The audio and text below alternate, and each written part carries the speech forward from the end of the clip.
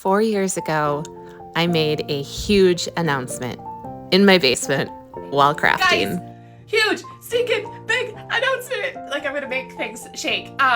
This is 9 months in the making. Maggie and I have been working on this behind the scenes for basically the birth of a child. This has been absolutely. Maggie and I are now the proud owners of over 1 million solo wood flowers. I know! Through those 4 years, we have crafted 1 million different things, or so that's what it feels like.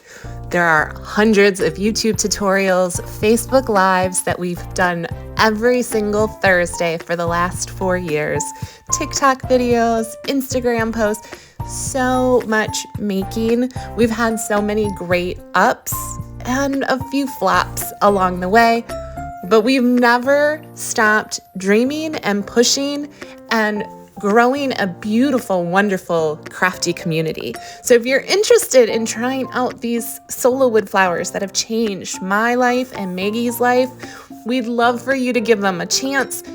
I'll hold your hand the entire time while you're crafting with them, and I'm pretty sure, and this is a bold statement, that these flowers could also change your life.